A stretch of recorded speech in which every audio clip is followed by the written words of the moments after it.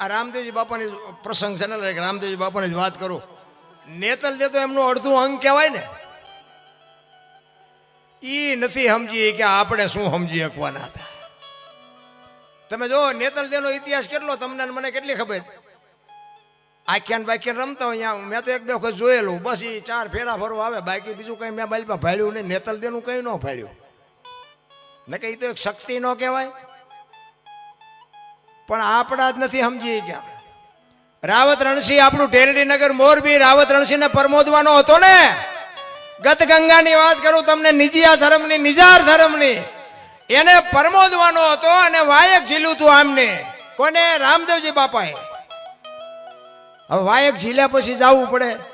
નેતલ દેને કીધું ફલાણી તારીખે આપણે મોરબી જવાનું છે. નેતલ દે સટક્યા. એ કે ના, તમારે જ્યાં જવું ત્યાં જાજો, હું નહીં આવું. હવે તમે જો સ્ત્રીને પુરુષને બેન જવાનું હોય, રામદેવજી બાપા એકલા જાય તો ગતમાં આબરૂના કાંકરા ન થાય. વિચાર કરે છે કે હવે શું કરું, મેં વાયક ઝીલ્યું છે, આ સમજતી નથી, હવે શું કરવાનું. પણ ડાલીબાઈ બાપુ જીભની માનેલ બેન, એ રામદેવજી બાપુના ગાયોના વાસડા ચારવાનું કામ કરે. હવારે રામદેવજી બાપા દાંતણ કરતા હોય, ડાલીબાઈ વાસડા લઈને નીકળે, જય માતાજી કહી અને વહી જાય.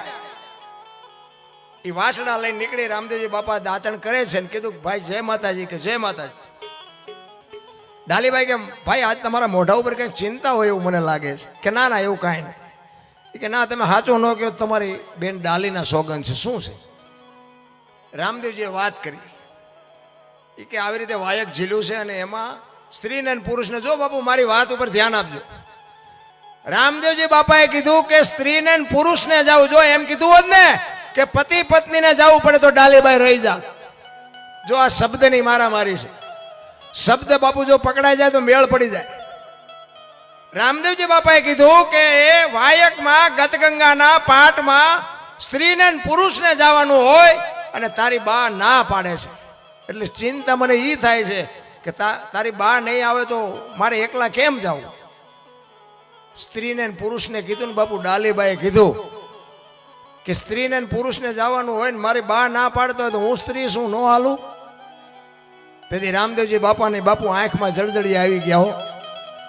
એ કે તું હાલ ખરી પણ જગત શું વિચારશે. તેથી બાપુ આ ભારતની આર્ય નારી એમ કહેતી હોય કે તારું પેટમાં જો પાણી ન હલે તો તારા ઢીસણ દબાવીને હું બેઈશ દુનિયા ભલે ને જે કહેવું હોય કે. બાપુ આને વીજળીના ચમકારે મોતી પરોયું કહેવાય. એ નેતલ દે રહી ગયા, ડાલીબાઈ કરી ગયા. વિચાર કરજો, આ અમે કરીએ છીએ ને રાગડા તાણી છે ને, અમને કામમાં આવે, પણ આમાં તમારે લેવું હોય લઈ લેવાય.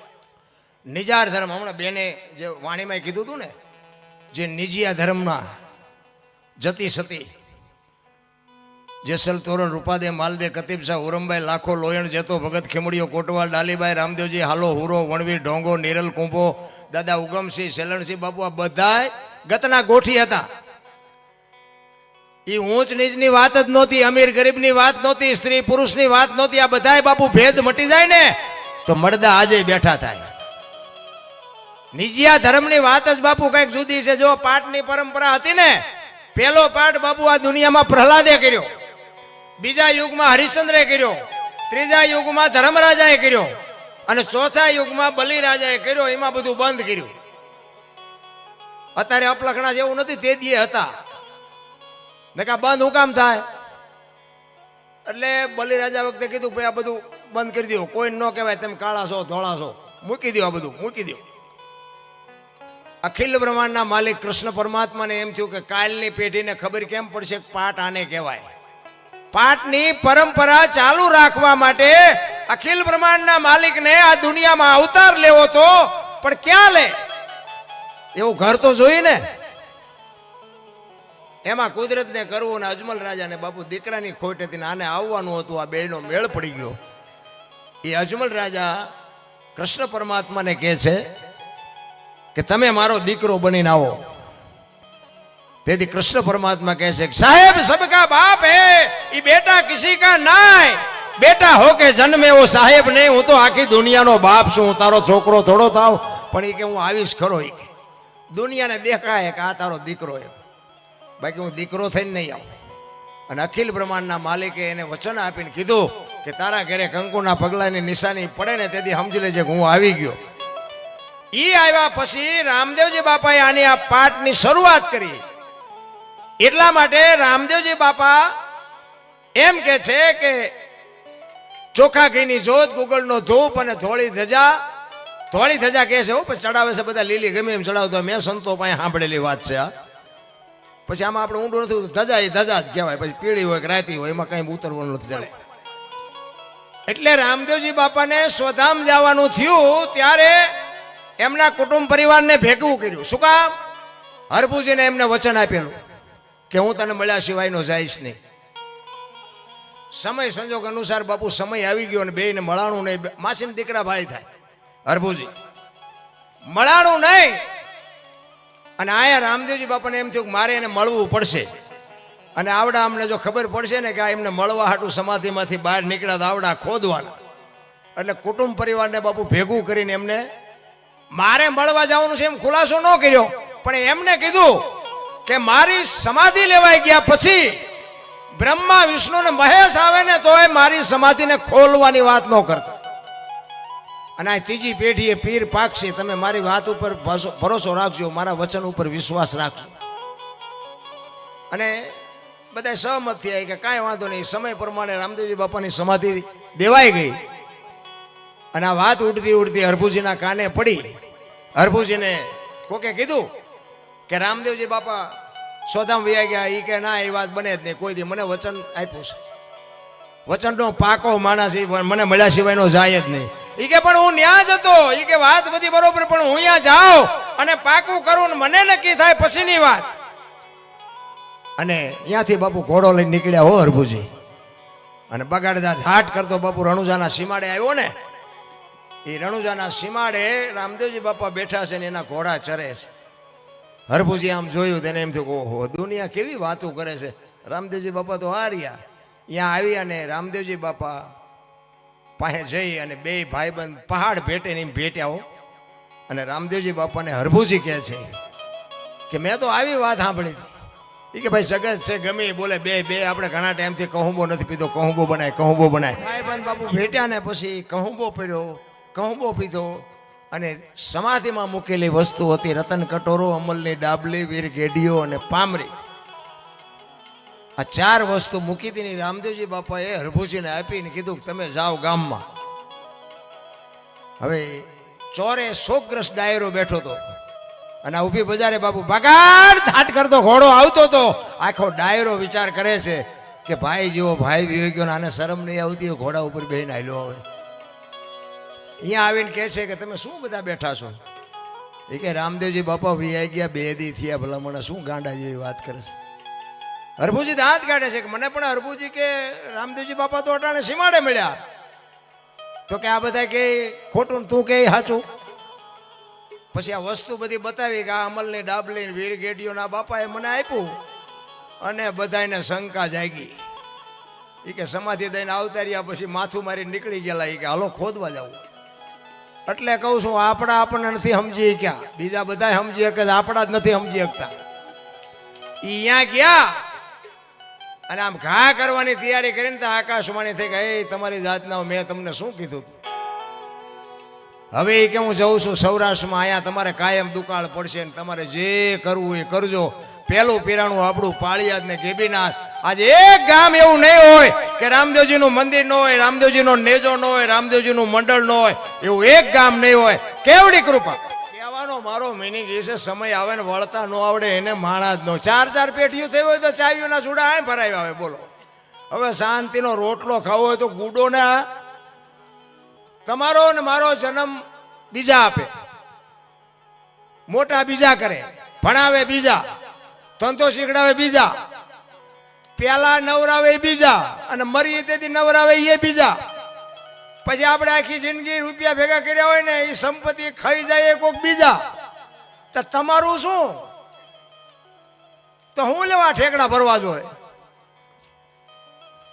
મન મૂકીને બાપુ છે ને આ તમારા મારા જે શ્વાસા છે ને બાપુ એની હારે તમારી સુરતા લગાડી દો બાપુ. એ જ આપણા ભજન છે, બાકી કાંઈ છે નહીં. ભજન કરવા ક્યાંય જવાનું નથી.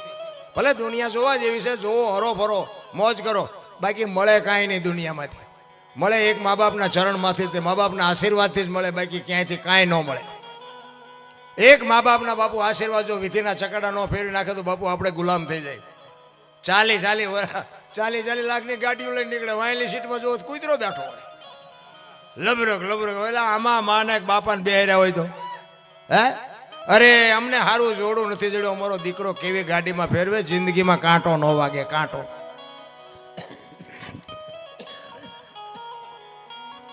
પાતાના છોકરા હું કે તમને કે ન ખબર પડે, એટલે નહોતી ખબર એટલે 100 વીઘા રાખી હતી, તું 10 વીઘાના ઉલાળિયા મીડો કરવા. કોને કે રોટલો તમારી પાસે ખાવાનો છે? અરે માન બાપે બાપુ પાણા એટલા દેવ કર્યા, ત્યાં આપણા મોઢા જોયા છે. એને જો 2 ટાઈમ રોટલો ન દે કે તો જિંદગીમાં જીવી મરી કાંઈ ફરક નથી પડતો. પણ એવા બુથીના ગાળિયા થયા છે ને. અને મને એક ફરમાઈશ હતી, એની એક વાત કરી દઉં કે 2 ખેતરવાની માથે એક મોરલો બોલતો હતો, મોરલો. અને આ કોયલ બેઠી બેઠી વિચાર કરતી, એને ખબર નહોતી આ મોર બોલે છે. ધ્યાન આપજો થોડું. કોયલને નહોતી ખબર કે મોર બોલે છે. અવાજ સાંભળતી, વરસાદ ઝરમર ઝરમર વરસતો હતો. એટલે કોયલ રાજી થઈ જાય, સુંદર મજાનો અવાજ આવે છે, મારે એને જોવા જવું છે, પણ આ વરસાદ રહી જાય ને તો જોવા જવું. ઘડીક થયું ને ત્યાં મોર બીજી વખત બોલ્યો. ત્યાં કોયલની કહું મોટી તૂટવા હોય કે હા વરસાદ રહી જાય સારું, મારે સટ જોવા જવું છે. એ મોરલો 3જી વાર બોલ્યો ને ત્યાં એને કોયલે નક્કી કરી લીધું કે જે હોય એના મારે લગ્ન કરી લેવા છે, મનથી વરી ચૂકી. ઘડીક થયું ને વરસાદ રહી ગયો, કોયલ ઉડી જે દિશા ઉપરથી અવાજ આવતો હતો. પણ કોયલ ઉડી અને અહીંયા પૂગે ને એટલી વારમાં અહીંયા મોરલો ઉડી ગયેલો ને ઘોડ આવીને બેહી ગયેલો. કોયલ અહીંયા આવીને કીધું કે હમણાં સુંદર મજાનો અવાજ આવતો હતી, કોણ બોલતું હતી? કે ભાઈડો બોલતો હતો. કે શું છે?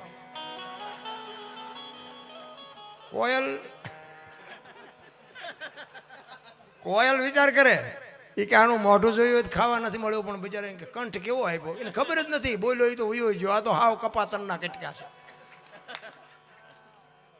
પછી એને કીધું કે ઓલે ઘુવડ કે પણ હતું શું? એ કે હતું બીજું કાંઈ નહીં, હું તમને મનથી વરી છું કે તમારા અવાજ ઉપર મને મોહ થઈ ગયા ને એટલે હું તમને મનથી વરી છું કે મારે તમારે લગ્ન કરવાના. બોલો કે 2-3 ઠેકાણે નાળિયેર પાછા આવ્યા હતા, તો રડતો રડતો હામો આવ્યો. કેટલાયના એમને મેળ પડી ગયા, લગ્ન કર્યા. પછી કોયલે કીધું કે સ્વામિનાથ બોલો તો ખરા, મને કે લગ્નનો મોહ નથી, મને અવાજનો મોહ છે. એટલે ખોટા હોય તરત માર્ગ કાઢ લે ને. એ કે વરમાં હું તો એક જ વખત બોલું, પછી ક્યાં બોલું? એ કે 12 મહિના તો આપણે હિલોળા, 4 મહિના 6 મહિના 8 મહિના ફરીને મીંડો હાટ ધડુકવા, વાદળ બેવળ ચોવળ મીંડા ચડવા, ધરતી મનાણી આપને ચીરવા, ધરતી ઉપર ફોરા પડવા મીંડ્યા ને પછી કીધું સ્વામિનાથ હવે તો બોલો. ફરી નહાડ આવ્યો, પછી બોલવું પડે. ઘૂ બોલો ને 18 મણનો નિયાકો મૂક્યો કે આવી 76 વીતી મને પહેલા કહેવું હતું. આપણે ઘેરે જોવો ને જેટલી કોયલું નથી હલવાની, નકરી કોયલું હલવાની છે એટલું નથી હો, કેટલાય મોરલા ચીબરિયું હલવાના છે. પણ આપણે એમ થાય કે આમના ગાડા વ્યવસ્થિત પહોંચી જાય સારું. એટલે મહાપુરુષો કીધું પતિ પત્નિકા એક મતા તો સરગા પૂરમાં જતા. બાપુ વિચાર કરજો, હું આ બેનું એટલા માટે કહું છું, અડધું અંગ કોને કહેવાય? એ તો ન હોય ને આપણે બીકના માર્યા કહે છે ને કે આપણું અડધું અંગ કેવું હોય આપણને ન ખબર હોય, ન હોય ને કહેવું પડે. અડધું અંગ તો બાપુ હરિશ્ચંદ્ર રાજા કાશીની બજારમાં બાપુ મહારાણીની હરરાજી કરી નાખીને ન કીધું કે મારા બાપાએ વેકવા આપી છે, એને અડધું અંગ કહેવાય. હરિશ્ચંદ્ર રાજા જ્યારે મોડા પડી ગયા અને પોતાના પત્ની મહારાણી તારામતી કહે છે કે મોડા હું કામ પડી જાવ છું? આ દેહનો ધણી તું છો, મારા બાપ બજારમાં વેચી નાખ, આપણા દીકરાને વેચી નાખ, ફરી દે દેણું. વિચાર કરજો, આ વાતું કરવી ક્યાં? ચલા બાપાની ઝૂંપડીએ એક સાધુ આવે ને એમ કે તારું બૈરું મને આપી દે. તેથી વીરબાઈએ કીધું હોત કે મારા બાપાએ શું બાવાને આપવા આપી છે તો આવડો મોટો ઇતિહાસ ન હોત. આપણે આને અડધું અંગ આને કહેવાય. જોકે અત્યારે કઈ બાવો આવે તો કઈ અખતરો ન કરતા, આ તો આપણે વાતોનો આનંદ કરવાનો છે, મેળ જ માનવા. એમાં એક મને વાત યાદ આવી ગઈ. 5 મિનિટમાં એક વાત કરી દઉં. આ બનેલી હકીકત હો. આ પતિ પત્નીની વાત આવી ને એટલે કહું. એક એ ગામની ખબર છે ને ઈવડે એમની ખબર છે, પણ બોલાય નહીં. આ ચાલુ છે ને હવે ડખા થાય. પણ એક ભાઈ અને એક બેન, બે પતિ પત્ની ટૂંકમાં એક ગામમાં રહેતા હતા ને. એટલે ભાઈ ખેતી કરે અને બેન ઘરનું કામ કરે. એટલે ઘરમાં પાપડનું પડીકું હતું ને તે બેનને ચારે કોઈ રોજ આડું આવતું હોય છે કે આમ તો પડ્યું છે, હાલો ને શેકી નાખું, મારો ઘરવાળો ખાય છે ને હું ખાઈશ. બેને શેકી નાખ્યા. ઘરવાળો આવ્યો સીમમાંથી હાથ પગ ધોઈને જમવા બેઠો. બેને જમવાનું આપ્યું. હવે એમાં પાપડ મૂક્યો થારીમાં. હવે ઓલો જો મૂંગો ખાઈ લે તો કાંઈ વાંધો નહીં, પણ એને ઊભું કર્યું બધું. એ કે આ પાપડ તું ભાંગી દે, એની વહુને કે. તો એની વહુ કે તમને ભગવાને હાથ નથી આપ્યા? એ કે હાથ આપ્યા છે, પણ હું તારો ધણી છું, તું મારી વહુ છો, હું કહું તારે કરવું પડે.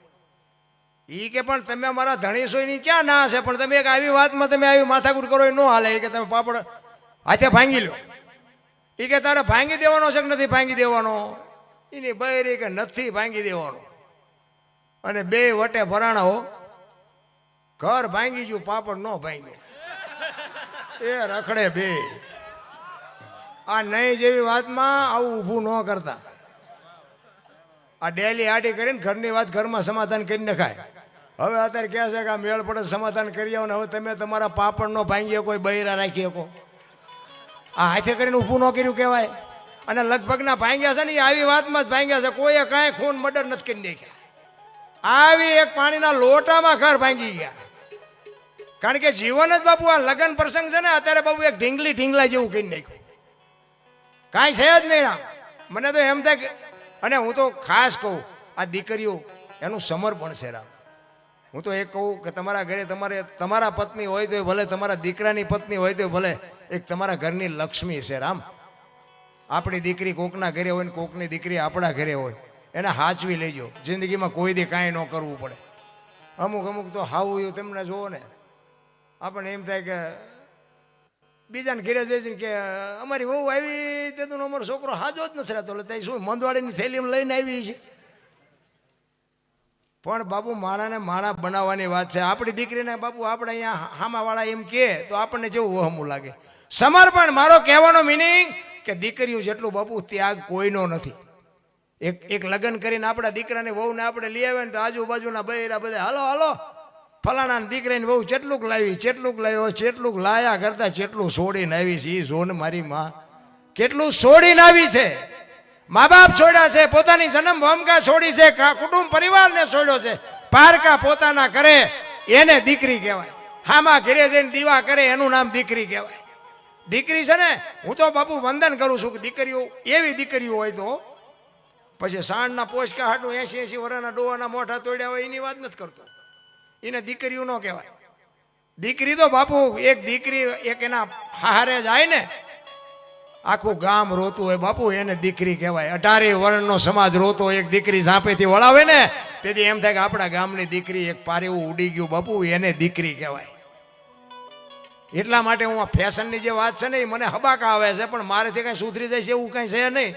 પણ હું તો એટલા માટે કહું છું કાંઈક મર્યાદા રાખજો. બાકી આ દુનિયામાં આબરૂ કમાવા માટે જિંદગી વહી જાય અને જીયા પછી બાપુ દોડજો. જો જિંદગીમાં ક્યાંય ભેગું થાય તો જીયા પછી મેળ નહીં પડે હોય તો હાચવી લેજો. પણ એવા બાપુ બુદ્ધિના ગાળિયા માણા થયા છે ને કીધાની વાત જ નથી. એક મને યાદ આવ્યું. એક પ્રસંગ કહીને પછી મારી વાણીને વિરામ આપો. આપણે રાદડિયાભાઈને સાંભળવા છે. એક ગામ હતું ને, પહેલાના સમયમાં વેપારીઓ ધંધો કરે ઉધારે આપે અને રવિવાર જેવો તહેવાર હોય ને એટલે હામા ગામમાં ઉધારે આપ્યું હોય ને એના ઉઘરાણી કરી આવે. તે એક શેઠ હામા ગામમાં ઉઘરાણી કરવા ગયા. તેથી રાણી સિક્કાના રૂપિયાનો સમય, જબાના ખીચા ભરીને દી આથંબોનો ટાઈમ ને તેથી હાલીને જવાનું.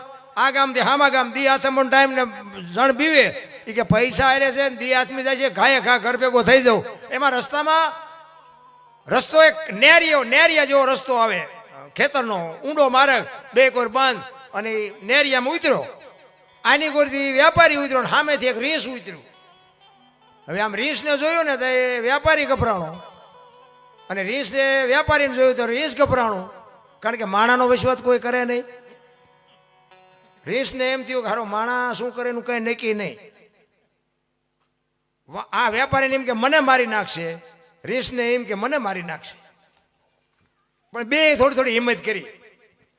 એ કે આનકોરથી હળવો હળવો હું વ્યો છું, ઓલા ને એમ કે આન પરથી હળવો હળવો હું વ્યો છું. બે પડખે પડખે આવ્યો ને, વેપારી રીંસ સામું જોયું, રીંસે વેપારી સામું જોયું ને બે ગભરાઈ ગયા. ઓલા વેપારીએ રીંસના કાન પકડી લીધા, એને એમ કે મને મારી નાખશે.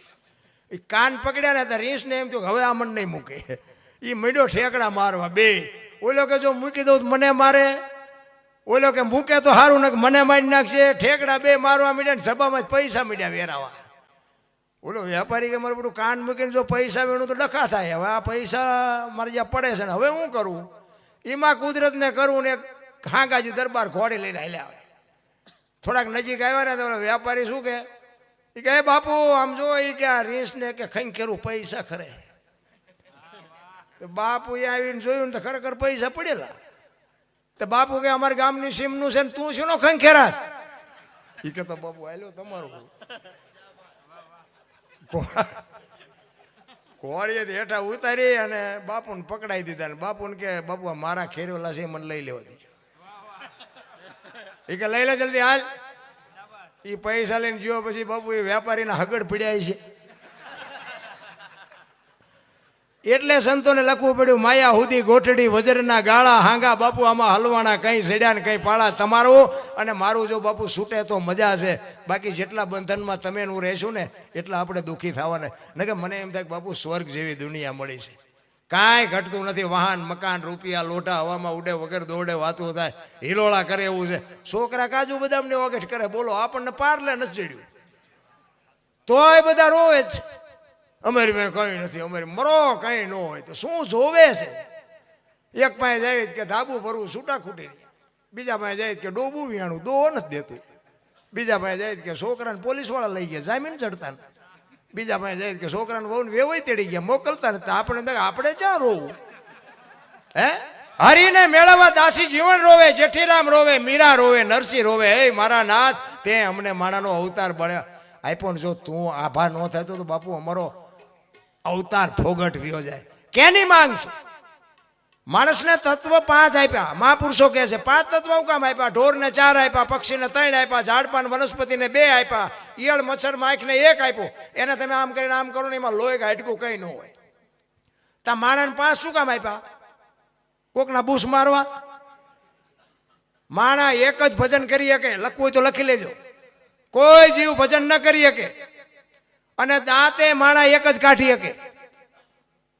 તમે જો કૂતરાને આપણે સારું ખવડાવ્યું ને તો પૂંછડી પટપટાવે, દાંત ન કાઢી શકે. આપણી ભેંસ હોય, ભેંસને ખાંડ ને ખોળ ને બધું દીધું હોય ને તો એ મનમાં રાજી થાય આજ કે મજા આવી, પણ દાંત કાઢી શકે? 84 લાખ યોનીમાં બાપુ દાંત એક માણસ એક જ કાઢી શકે. તો માણા એક જ અઢી મણના લઈને ફરે. બોલો શું ખાવું, શું કરવું, કેમ જીવવું એની જો આપણને ખબર ન પડે. અમારે અહીંયા સુરેન્દ્રનગરમાં વેપારીની દુકાને હું બેઠો હતો ને તો એક વેપારીએ કીધું, એ મને કે વાતમાંથી વાત નીકળી આ વ્યસનની, તો એ કે 20 ટનની ગાડી રોજ કે સુરેન્દ્રનગર હોપારી ભરીને આવે. 20 ટન હોપારી ડેલી. એટલે સુરેન્દ્રનગર જિલ્લાના ગામડામાં વિતરણ થતી છે. મેં કીધું 20 ટન? તો કે હા 20 ટન ડેલી અને રોજે રોજ. 20 ટન એટલે 1000 મણ થઈ ને. હવે આ 1000 મણ હોપારી બાપુ ભેંસું જ ખાતી નથી. ખાય તો છે આપણે ખૂંટિયા જ તે બધા.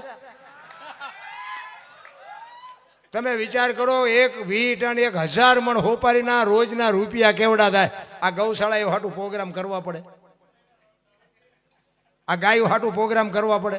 જો હોપારીના પૈસા જો બાપુ ગાયોમાં દઈ દે તો આ ગાયો આટલી રખડે ને? એક અંધારી ઓરડીમાં એક ભેંસને બાંધો ને, ભેંસને, અને એક બસ ભરી રજકો નાખો ને એમાં એક આંકડાનું પાન નાખો અને એ ડેલી બંધ કરી દો, અને સવારે તમે જોવો ને તો એ રજકો ખાઈ જાય અને આંકડાનું પાન ન ખાધું. એને ખબર પડે છે કે શું ખવાય ને શું ન ખવાય. માણાને નથી ખબર પડતી. તમે જોવો તો ખરા એટલી બધી બાપુ વ્યસનમાં. હવે તો બેનું હોત આમ આમ જ કરતી હોય. હા હું તો બેનુંને કહું, બેનું આ તમારો ધંધો જ નથી. હું તો તમને હાથ જોડીને કહું છું તમે ભૂંડા લાગો. અમુક અમુક જણ ખાતા કે 2 કટકા દેજે, મરશો. 2 કટકા ખાઈને તમારો ધંધો નથી. આ છોકરાને બંધ કરાવવાનું હોય કે તમે 2 કટકા માગજો, બે માવા ખાતો 4 ચાલુ કરશે. બેનુંનો બાપુ આ વિષય નથી. અને હું એટલા માટે કહું છું, માનું પદ છે ને ઊંચું છે. માન બાપમાં ધરતી ને આસમાન જેટલો ફરક છે. તમને ન ખબર હોય તો કહી દઉં. માનું સમર્પણ કેવડું છે. માં 9 મહિના ઉદરમાં રાખે, એનો જન્મ આપે, એનું લાલન પાલન માં કરે, ઉછેર માં કરે, નામ બાપાનું લાગે વાહે. બોલો, માનું લાગવું જોવે ને. માનો જેટલો ભોગ છે એટલો બાપનો નથી, પણ માનું સમર્પણ છે કે એની માં એના બાપાનું રાખો. શું કામ કે આ કદાચ દારૂની કોથળી તોડીને ઊંધો પડ્યો હોય અને કોક એમ કે કોનો છે, ફલાણી માનો છે, મારા ખોળી એમ જીવ નહીં રહે, એની વાંહે બાપાનું રાખો. આ સમર્પણ છે. અને હારા દીકરાની વાંહે માનું લાગે. તમને ન ખબર હોય તો કહું, હનુમાનજી કોનો, અંજનીનો, કર્ણ કોનો, કુંતીનો, ભીષ્મ કોનો, ગંગાનો, શિવાજી કોનો, જીજાબાઈનો, ગાંધીજી કોનો, પુતળીબાઈનો. હારા હારા માના બગડેલા બાપાના.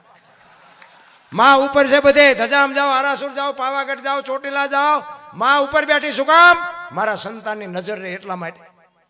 બાપા બધા ભોયરામ છે, તંબકેશ્વર ને રફાળેશ્વર ને ભોયરેશ્વર ને રિયા સલમુ દાબે.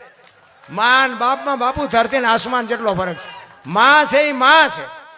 હું એટલા માટે કહું છું બેનોને, મારે કહેવાનો અર્થ એ છે કે આ દુનિયાના ઇતિહાસ ખોલવાની તમારે છૂટ. જ્યાં ધર્મ ધ્રુજી ગયો, પુરુષ નથી પૂગી ગયો, ત્યાં દેશની આબરૂ બાપુ દીકરીઓ રાખી છે. તમે કહો તો હવાર સુધી તમને દાખલા આપું. સગાળ સાહેબ બાપુ દીકરો કાપ્યો ને, પછી ભગવાને કીધું કે તમે વાંચ્યા થઈ ગયા, હવે મારે ખાવું. તેથી સગાળ સાહેબ ભાંગીને ભૂકો થઈ ગયા હતા. તેથી ચંગાવતી હાથમાં લગામ લીધી હતી કે તમે બેસી જાઓ. જો જ્યાં જ્યાં તમે એક દીકરી નહીં, તમે 50 દાખલા તમને આપું. ચંગાવતી એક વાણિયાની દીકરી બાપુ ઉંદરડું મારી કે તમને કેમ લાગે? પણ એક સાધુને જમાડવા માટે દીકરો કાપ્યા પછી આને કીધું ને કે હવે તમે વાંચ્યા થઈ ગયા ને બાપુ. એ રણચંડી જોગમાયા બાપુ આખા રૂવાડા સમ સમ સમ ઉભા થયા હો. સગાળ સાહેબ ભાંગીને ભૂકો થઈ ગયા અને ચંગાવતી કહે છે કે તમે બેસી જાઓ, હવે બાવાનું હું સંભાળી લઉં છું. ડેલી આડી કરી અને આમ સાધુ હાલતો થયો ને, કીધું એ બાપુ બેસી જાઓ, બેસી જાઓ, જમ્યા વગર નથી જવાનું, બેસી જાઓ. કેવી જોગ માયા થઈ છે ભલામણ. એ તેથી બાપુ ભારતની આર્ય નારી વાણિયાની દીકરી એમ કે છે કે બાપ જાણી તને કહું છું બાવા, મારા પેટ છે મહિના 5, આશરો સીતારામનો આય કોઈ નો જાય, નિરાશ બેઠો થઈશ માં બાવા, હવે તને જમ્યા વિના નહીં દઉં જવા, બેહી જા મારા બાપ. મારા પેટમાં ઈ કે 5 માસનો ગર્ભ છે ને, એ ફાડીને તને ખવડાવું, તું ચા ઓળખ. આમ કટાર કરીને તેથી અખિલ બ્રહ્માંડનો માલિક બાપુ સોંટી ગયો. બસ કર માં, બસ કર. તેથી બાપુ દીકરી આગળ થઈ હતી. પુરુષના કઈ ઠેકાણા નહીં. ચિંપા જાય ને શું બોલે એ કઈ. ઘરમાં બોલ્યો હોય એ માયલું ઓસરીમાં ન હોય, ને ઓસરીમાં બોલ્યો હોય એ માયલું ફળિયામ ન હોય. બજારમાં નીકળે તો આપણે એમ થાય ઘરમાં બોલ્યો થી છે જ નહીં. રામ વનમાં ગયા ને, વનવાસ રામને હતો, સીતાજીને નહોતો. અને 14 વર્ષ પૂરા કરીને આવ્યા ને, પછી રામે સીતાજીનો ત્યાગ કર્યો ને રામ નથી ગયા. શું કામ ગયા એ મને ખબર નથી, પણ ગયા નથી. રામાયણ ના પાડે છે. તો સીતાજીનો વાંક શું હતો? બાપુ દીકરીઓએ સમર્પણ કર્યું છે ને, તમારી મારી તાકાત નથી. એટલા માટે કહું છું કે હોય ને તો હાચવી લેજો, ને કા પાપડ જેવું થાય ને તો બધી કોઈના રહેશું.